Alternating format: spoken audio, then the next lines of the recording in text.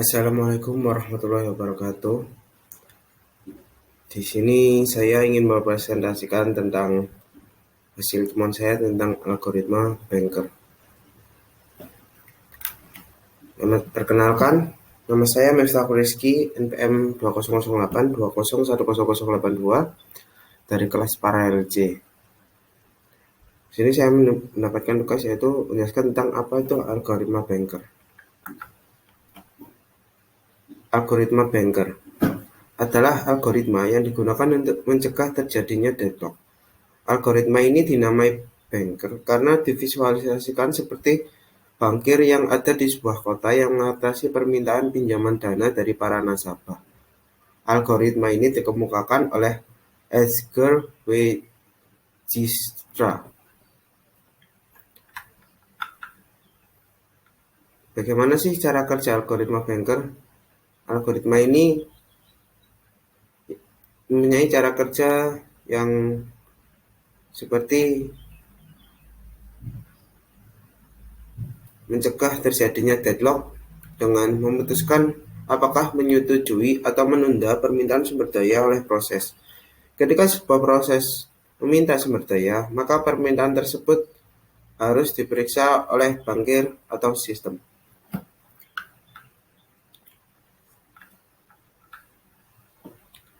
Analogi algoritma Banker.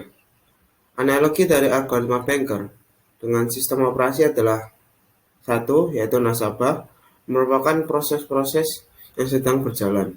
Uang atau dana yang dimiliki bank merupakan sumber daya, dan bankir merupakan sistem operasi.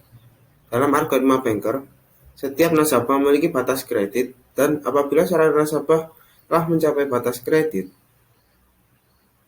atau mencapai batas pinjaman maksimum, maka dapat diasumsikan bahwa nasabah tersebut telah menyelesaikan semua permasalahan bisnisnya dan dapat mengembalikan semua pinjamannya kepada bank. Tetapi, ada kalanya seorang nasabah dapat menyelesaikan semua permasalahan bisnisnya dan mengembalikan semua pinjamannya kepada bank sebelum mencapai batas kredit maksimum atau batas pinjaman maksimum. Bankir adalah seorang yang peminjam yang konservatif. Ketika sebuah proses meminta peminjaman sumber daya, bankir melihat buku bank dengan cermat dan berusaha untuk memutuskan apakah pinjaman tersebut akan dapat menyebabkan keadaan deadlock atau apakah keadaan tersebut dapat disetujui. Keputusan bankir dibuat dengan berpura-pura menyetujui peminjaman sumber daya dan kemudian menganalisis keadaan sistem. Setelah peminjaman akan terdapat sejumlah sumber daya tersisa di dalam sistem. Kita asumsikan masing-masing proses meminta batas maksimum sumber daya. Jika bankir memiliki cukup sumber daya yang tersisa untuk memastikan bahwa semua proses dapat berakhir dengan aman, ini menunjukkan keadaan berada dalam safe state dan peminjaman akan disetujui oleh bankir. Dan ada kalanya setelah peminjaman, bankir tidak dapat menjamin semua proses dapat berakhir dengan semestinya, maka ini disebut keadaan unsafe state. Dalam kasus ini, peminjaman akan ditunda atau diblok hingga peminjaman tidak menyebabkan unsafe state pada sistem, sehingga tidak akan terjadi deadlock.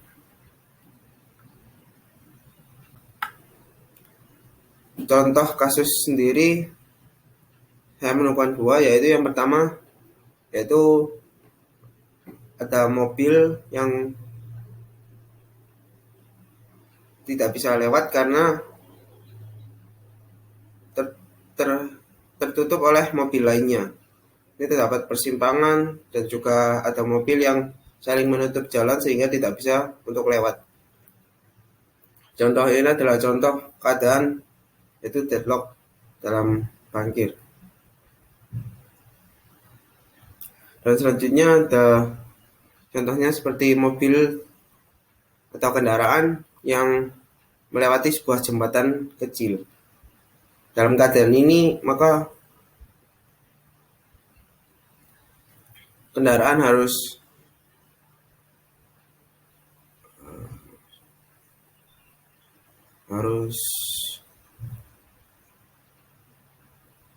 harus sabar menunggu untuk bisa melewati jalan ini dengan kendaraan lainnya.